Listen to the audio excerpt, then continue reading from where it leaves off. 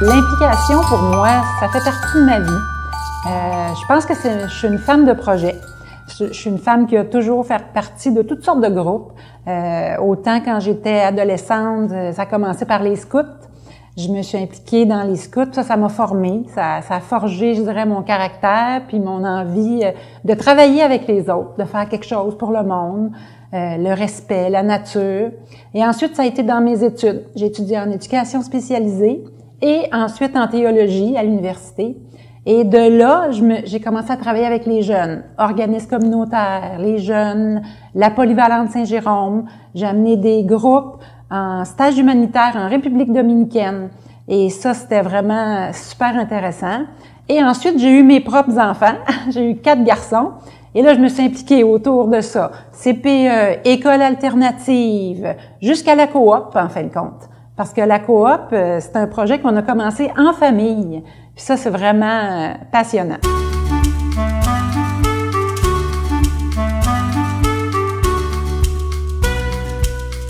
Comment c'est venu l'idée de partir une coopérative d'alimentation? C'est venu d'un groupe de solidarité dans lequel on était membre qui vendait du café équitable. Ah.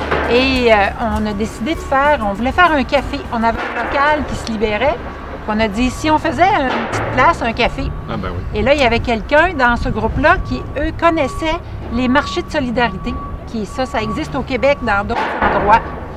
Alors, on a dit, peut-être que ça serait mieux ça. Ça serait plus rentable, ça serait peut-être un plus beau projet qui n'existe pas ici à Saint-Jérôme. Fait que c'est comme ça qu'on a eu l'idée de se lancer dans la coop d'alimentation. Mais ça prend du monde pour faire ça?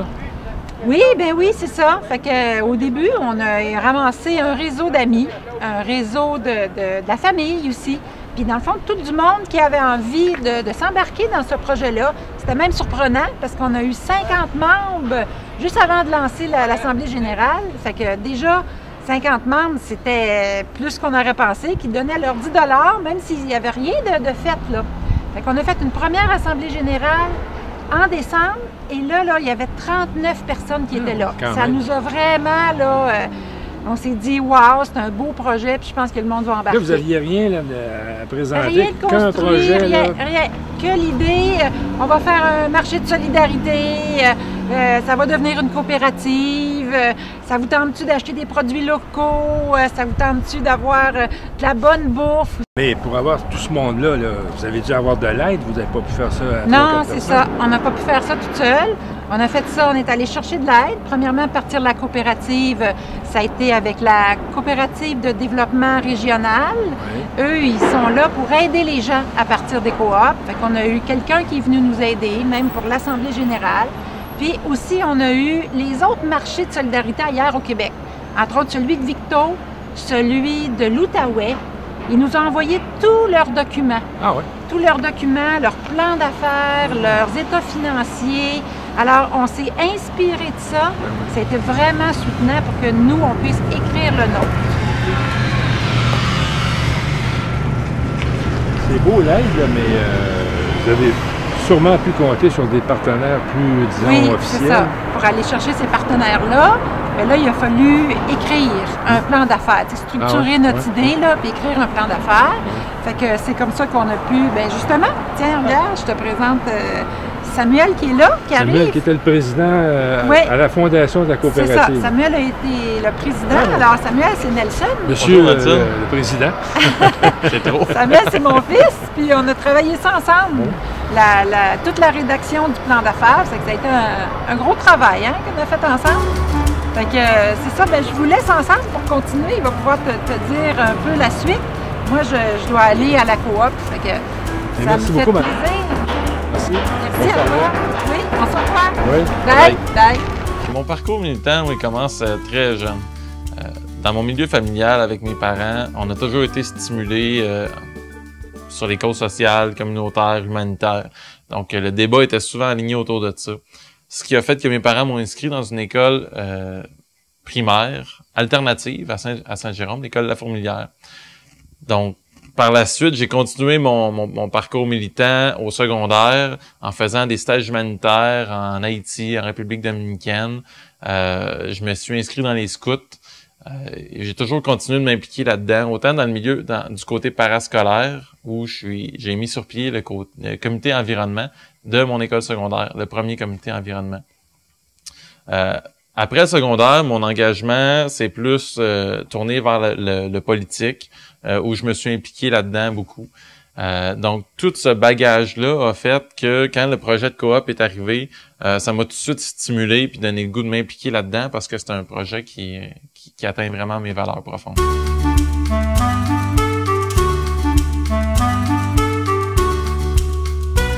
Mais justement, un plan d'affaires, c'est un peu compliqué à faire, ça. C'est pas tout le monde qui arrive à ça. Ben oui, je te dirais qu'un plan d'affaires, c'est complexe, mais c'est nécessaire et ça nous aide. Autant à présenter la coop aux futurs gens à qui on va demander du financement ou une participation et à présenter le projet à la ville, aux autres organismes, autant que ça peut nous aider, nous autres, à savoir où est-ce qu'on s'en va avec ce projet-là, c'est quoi nos bases, c'est quoi la fondation de cette coop-là, ouais. Où c'est qu'on s'en va avec ce projet-là. C'est vraiment pour déterminer ça, nos objectifs à court terme et de quoi on s'inspire pour faire ça. Donc nous, on s'est inspiré d'ailleurs d'autres coops parce que des projets comme le nôtre, il y en existe déjà ailleurs. Le plan d'affaires, c'est important aussi pour tout ce qui est le volet financement. Aller chercher l'argent dont on a besoin. Aller chercher l'argent. Mais dans votre cas, ça a été comment, le financement? Je te dirais, ça a bien été. C'est comme tu dis, le plan d'affaires et le financement, c'est deux choses interreliées. On fait un plan d'affaires, on l'établit, on le met le plus précis possible pour que les bailleurs de fonds aient confiance en notre projet. Il faut les attirer, il faut qu'ils voient qu'on est sérieux puis qu'on sait où est-ce qu'on s'en va. Ouais. C'est vraiment à ça que ça sert. C'est pour ça que c'est pas un travail qui est facile. Ça prend beaucoup de temps et d'énergie pour que ça ait l'air crédible. Crédibilité. La crédibilité du projet. Nous, le projet, on l'a établi en deux... Le financement, on l'a établi en deux pôles, qui est le financement d'argent cash. Ouais. Pour démarrer une entreprise, ça prend un flot d'argent pour partir. Ça coûte cher. Ensuite, il y a le côté ressources humaines qui est aussi très, très, très important parce que c'est ça qui assure le roulement après ça puis la gestion de cet argent-là. On a bien beau être une coop, il faut qu'il y ait une permanence. Ouais. Pour quand on commence l'entreprise, là, sinon on brûle les bénévoles. Ça ne sert à rien, le projet va s'épuiser. Ça prend une permanence. Nous autres, on s'est tourné vers Emploi Québec pour aller chercher des subventions salariales, pour aller chercher une permanence de départ. Ensuite, on s'est tourné vers le CLD, le Centre local de développement Rivière-du-Nord. Ce qui est en train de se faire démembrer, là. Exactement. C'est ce qui en reste, enfin. C'était les fonds de tiroir de subvention. Ouais. On a été chanceux. On est arrivé la dernière année, nous autres, des CLD. Le CLD nous donne un fonds de départ pour le roulement de l'entreprise. C'est vraiment eux autres qui nous donnent un montant en cash pour partir. Dans notre cas, ça a été un montant pour partir, pour acheter la plateforme web, ouais. Pour acheter l'équipement. On a eu aussi des subventions du MAPAC pour ça, pour acheter l'équipement, louer le local, puis payer les premières semaines de salaire de l'employé. Pour ce côté-là, nous, on a vécu un petit peu des difficultés où on n'avait pas prévu assez longtemps d'avance notre fonds de roulement. Puis on s'est rendu compte assez vite que ça coûtait cher partir la machine, puis qu'il aurait fallu prévoir plus de mois d'avance de paiement. Par la suite, il y a aussi le côté bénévole que malgré qu'on ait une permanence, ça prend un bon noyau de bénévoles qui s'engagent autour du projet puis qui connaissent les roulements. Oui.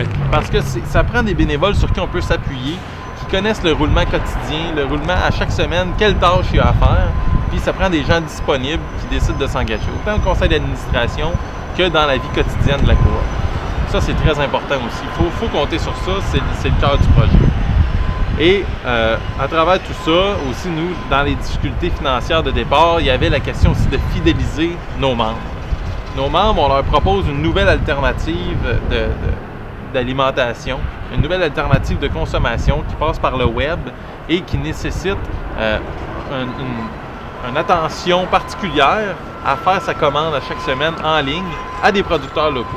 Donc, c'est toute une nouvelle roue qu'il faut faire partir. On n'a pas vu ça souvent là, dans l'économie locale. Non.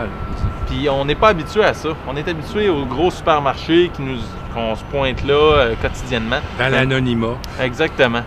Donc, nous autres, on offre toute une nouvelle alternative de consommation, puis c'est de fidéliser les gens à travers cette nouvelle alternative qui est vraiment important, puis qui prend du temps.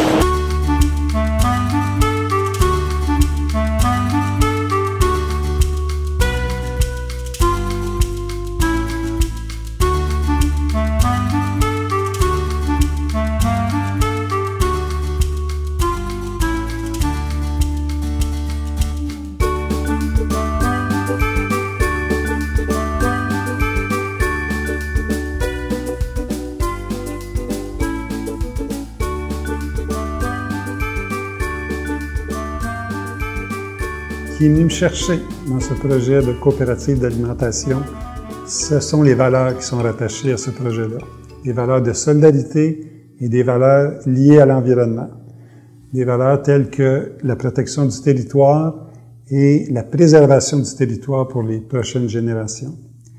Dans la solidarité, moi, j'ai fait partie des grandes mobilisations des années 70-80 dans le secteur public, alors que les luttes pour le droit à la santé et aussi les mouvements des femmes pour des salaires décents et du travail ont marqué un peu cette époque. Ensuite de ça, moi, je suis allé dans la solidarité internationale en Amérique latine et j'ai pu assister, j'étais un témoin privilégié de la fin des dictatures en Amérique latine vers les années 80-90. Ces dictatures-là ont été remplacées par des mouvements démocratiques, par les forces progressistes. Alors, ces valeurs-là de solidarité et d'environnement, au Brésil notamment, j'ai assisté au sommet de Rio et ça a été un point tournant. C'est une conférence de l'ONU sur l'environnement et le développement durable pour la conscience environnementale et planétaire et la nécessité de revoir la relation avec la planète, la relation pour l'humanité de revoir ça. Et la coop, c'est exactement ce qu'elle fait, de revoir cette relation-là entre l'alimentation et ceux et celles qui la produisent.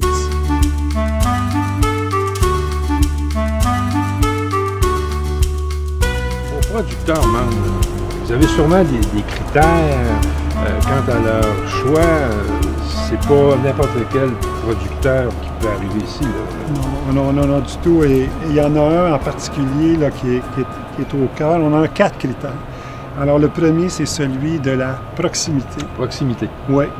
Alors, ça veut dire que il faut que le produit qui soit cultivé ou transformé, il faut qu'il provienne d'un rayon d'environ 50 km et un maximum de 100 km du point de chute principal qui est celui de Saint-Jérôme ici.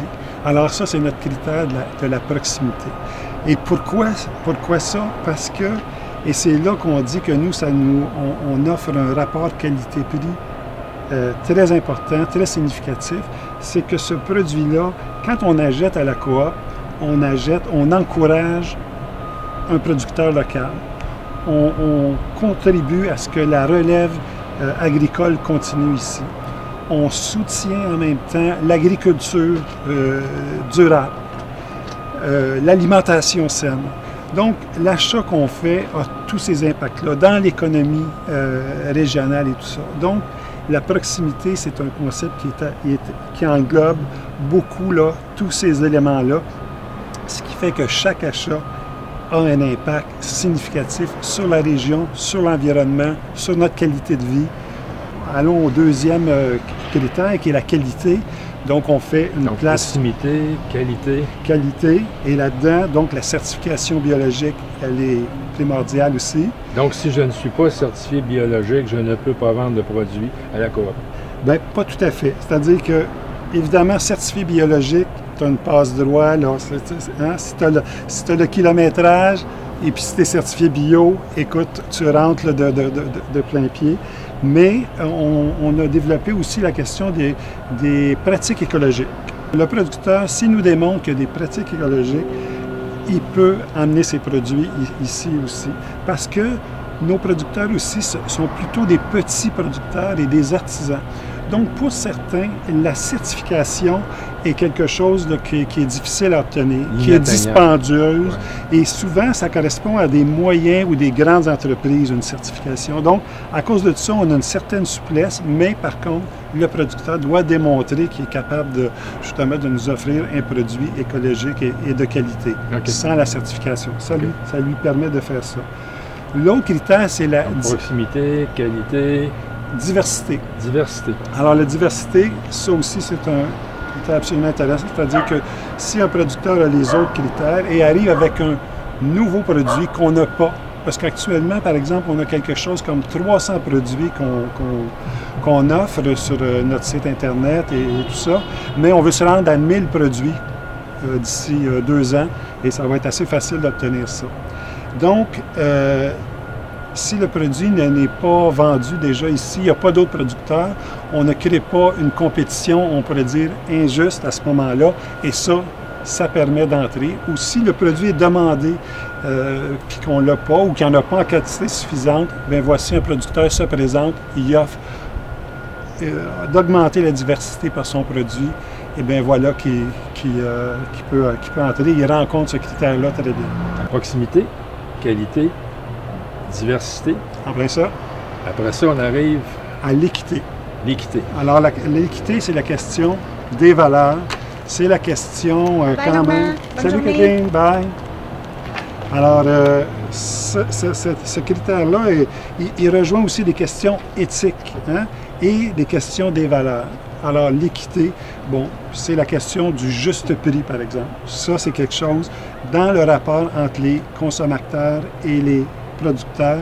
La question du prix, c'est une chose qui est négociable. C'est la base là, de votre café équitable. C'est la même philosophie. C'est exactement, c'est les valeurs coopératives, c'est la solidarité. Donc, les caractères éthiques aussi de certaines de nos relations et tout ça. Alors, c'est tout ça qui rentre en jeu. Et un producteur, on souhaite qu'il parte de la situation de fournisseur, qui nous amène des produits, à quelqu'un qui est un membre impliqué, qui croit dans la coopérative et qui croit qu'il peut y contribuer, puis qu'il y a quelque chose à amener, autre chose qu'un fournisseurs. Et la même chose de nos consommateurs, on fait de la sensibilisation, on va en faire des consommateurs, donc conscients et intéressés à établir une nouvelle relation avec les producteurs, avec l'alimentation. C'est le genre de personnes qu'on cherche aussi pour pairer avec nos producteurs. C'est nos 4 principaux critères, ça, de sélection. Et ça nous offre, au bout du compte, des produits, comme je dis, qui sont vraiment un très bon rapport qualité-prix. Quand on met tous ces éléments-là, qui des fois sont cachés, on les met ensemble. Quand on achète un produit, c'est comme un vote jusqu'à un certain point. C'est ce qu'on souhaite que les gens fassent. Ils savent qu'à ce moment-là, ils travaillent pour les futures générations, ils travaillent pour réduire les pesticides dans Laurentides, ils travaillent pour une alimentation saine. C'est un 20 $, un 50 $ ou un 100 $ qui est bien placé et puis qui va profiter à tout le monde.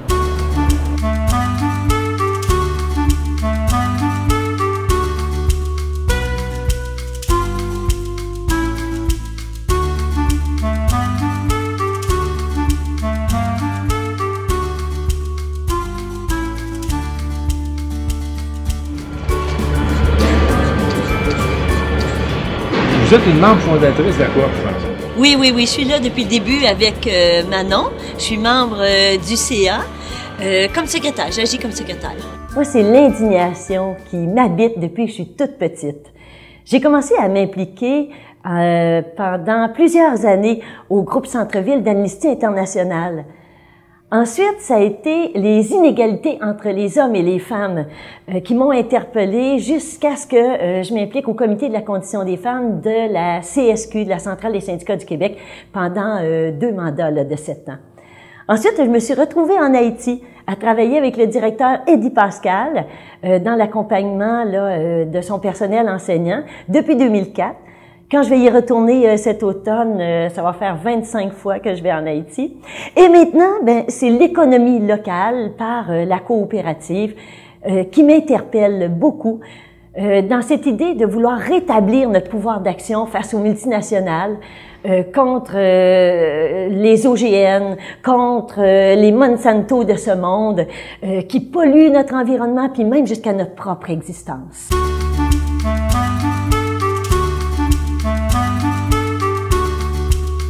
Vous êtes rendu à combien de membres? Ben quand même, on a passé de 39 membres à 435.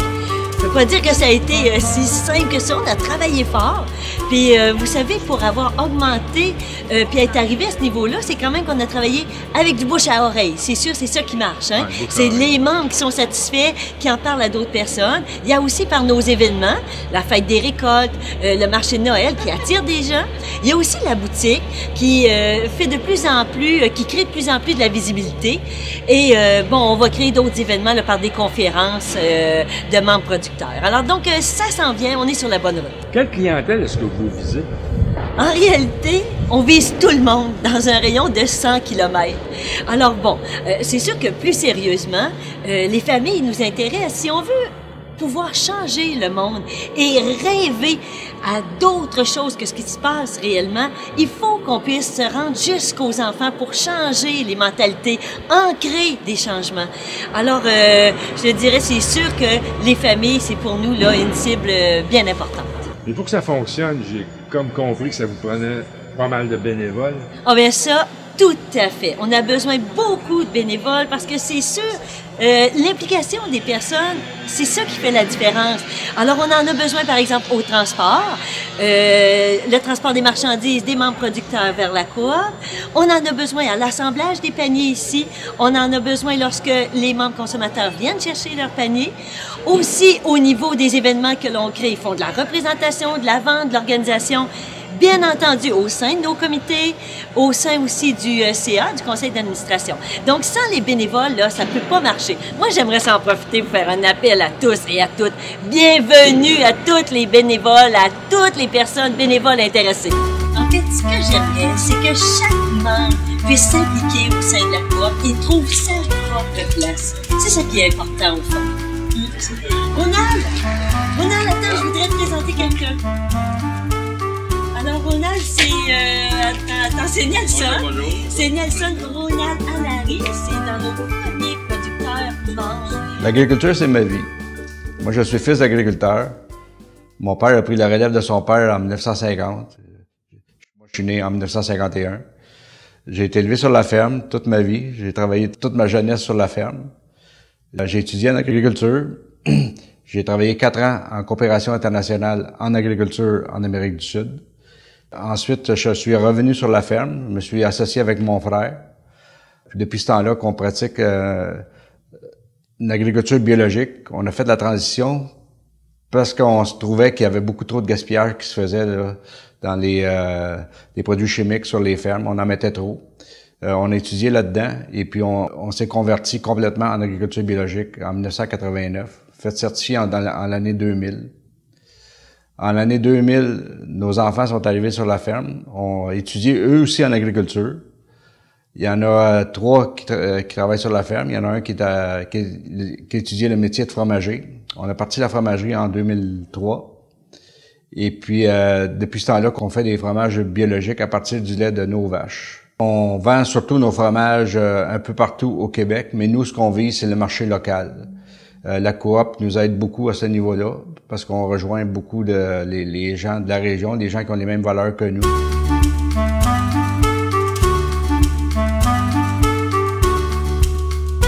C'est quoi l'intérêt pour un producteur agricole de faire partie d'une coop comme ça? Ben, en fin de compte, nous autres, c'est notre clientèle cible. C'est des gens qui ont les mêmes valeurs que nous. C'est des gens qui préconisent l'achat local. Nous, on veut vendre nos produits localement avant de les vendre ailleurs, à Montréal, à Québec ou même à Toronto. Fait que, on veut les vendre à Saint-Jérôme. Et puis, ces gens-là aussi, ils veulent manger des bons produits. Ils veulent savoir comment ils sont faits.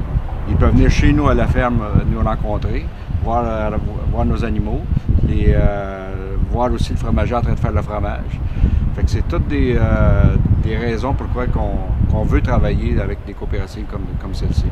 On a l'occasion de se rencontrer plusieurs fois durant l'année, que ce soit au marché de Noël, au marché à la fête des récoltes. On fait un petit marché, les gens viennent nous voir, mais on veut aussi les emmener chez nous aussi, là, qui viennent visiter notre ferme, voir nos animaux, les flatter, et puis voir le fromager en train de faire le fromage. Il y en a d'autres qui viennent les rencontrer ici ou organiser une soirée conférence. Ils viennent de parler de leurs abeilles, ils viennent de parler de leurs sangliers. On a différentes façons de travailler chacun, mais disons, ça se ressemble. L'important, c'est que les gens puissent rencontrer le producteur, qu'ils mettent un visage sur le produit, et que le producteur explique comment il travaille, de quelle façon il élève ses animaux. On organise des journées. On va faire une journée porte ouverte, on dit le dimanche, le 12 juin, les membres de la coop sont invités à venir visiter la ferme. On leur fait une petite dégustation en même temps, et puis on passe la journée avec eux autres. S'ils veulent emporter le pique-nique, ils vont manger aussi à la ferme, tout ça. Fait que c'est simple.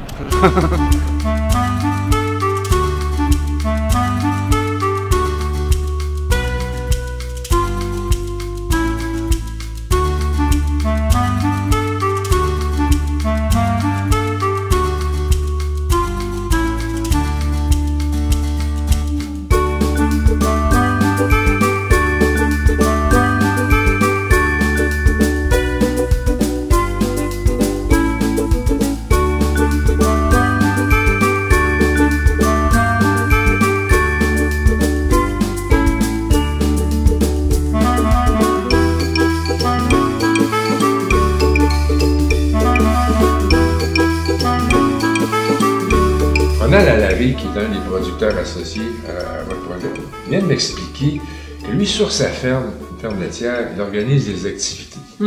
Parce que lui, il est producteur bio. Il favorise le marché local. Il veut que les gens comprennent ça. Il veut intéresser les gens à ses objectifs. Qu'en est-il ici, au niveau de la coopérative? Avez-vous des activités de sensibilisation comme ça? Oui, on a organisé plusieurs événements. Depuis 2 ans, on a fait 2 fois ce qu'on appelait la fête des récoltes. Ça se faisait à l'automne. Vraiment, dans le sens là, des récoltes, que tous les producteurs puissent amener leurs produits. Et pour nous, c'était de les faire connaître, de pouvoir que les membres rencontrent les producteurs. Ça, c'est vraiment une partie importante de la coop, le lien entre les producteurs et les membres. Et c'est très intéressant. Puis les producteurs font goûter aux produits. Alors, vraiment, ça a été des belles activités. Ça a élargi la clientèle. Ensuite, on a profité du marché de Noël, du temps des fêtes. Et là, on a fait un super marché de Noël. C'était notre 2e cette année. On avait la vieille gare à Saint-Jérôme. C'est devenu vraiment plus grand. Et là, il est venu, moi, je pense, près de 1000 personnes. Oui. On a utilisé cette occasion-là pour aller chercher des nouveaux membres. Juste dans cette journée-là, il y a 67 personnes qui sont devenues membres. Et on avait 20 kiosques, là, avec des producteurs. Ça circulait. Vraiment, là, c'était des très bons événements. C'est vrai, Manon. Puis pour développer encore plus nos liens et faire connaître les particularités des membres, il y a aussi les conférences qu'on a installées au sein de la coop. On a eu une première conférence, là, par un membre producteur, qui a eu lieu, là, tout récemment. Et ça a vraiment été, je dirais, une belle initiative qui devrait voir plusieurs autres initiatives se mettre sur pied. N'est-ce pas, Normand? Tu y étais d'ailleurs? Oui, parmi les moyens d'ailleurs qu'on a pour faire et rendre accessibles les produits de la coop, on a la question des points de chute qu'on a commencé à développer. Alors, les points de chute, c'est un peu dans les localités avoisinantes. On a notre point de chute principal qui est à Saint-Jérôme. Tous les jeudis, les gens viennent chercher leur épicerie là. Et on a d'autres points qu'on est en train de développer. Alors, on a approché l'hôpital, on a approché la ville de Saint-Eustache, et la ville de Prévost, à la gare de Prévost. Alors, dans ces points de chute-là, c'est une façon d'augmenter notre réseau de distribution. C'est entièrement bénévole et c'est comme ça que ça contribue là, à une autre activité pour rendre tous ces produits-là plus accessibles dans la région parce que la base de notre histoire, c'est évidemment les produits régionaux, l'achat local. On a aussi... les partenariats à ce moment-là. Oui, exact. Les partenariats stratégiques, on appelait. En fait, donc, on a des joueurs institutionnels qui sont intéressés par l'achat local, qui appuient ça. Nous, on est exactement dans ce sens-là. Même la ville de Saint-Jérôme, hein? Voilà.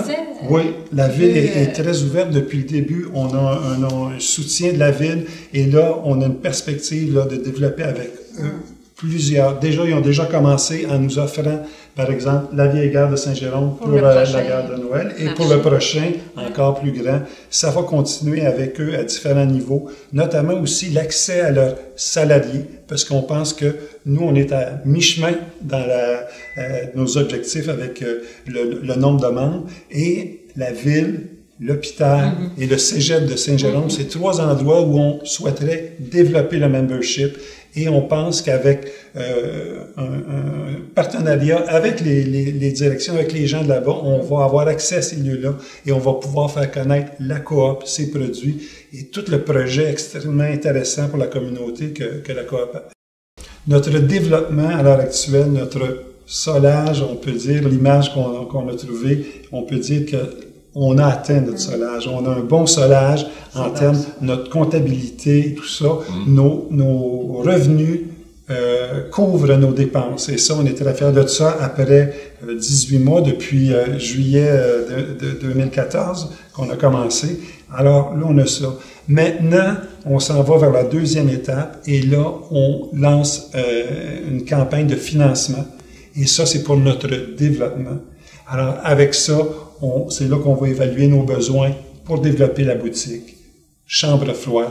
En fait, on doit passer on doit doubler le nombre de commandes hebdomadaires qu'on offre. Alors, pour doubler ça, on va avoir besoin d'équipement, on va avoir besoin de promotion et le fonds d'investissement qu'on veut lancer en 2016 va servir à tout ça, à tout notre développement et à répondre à tous ces besoins-là.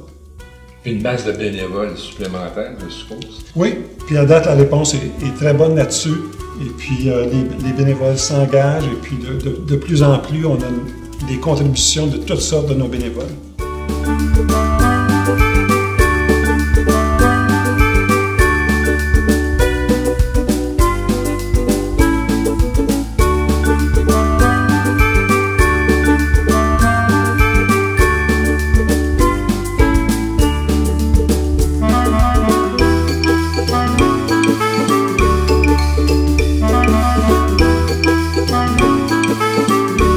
Vous êtes déjà membre de la coopérative d'alimentation Rivière du Nord? Non, c'est très facile. Rendez-vous au www.msrdn et en quelques clics, vous pouvez devenir membre. En faisant l'épicerie chez nous, vous appuyez l'économie locale, vous mangez mieux et vous poussez un geste pour l'environnement. Allez, c'est très facile. Venez nous voir.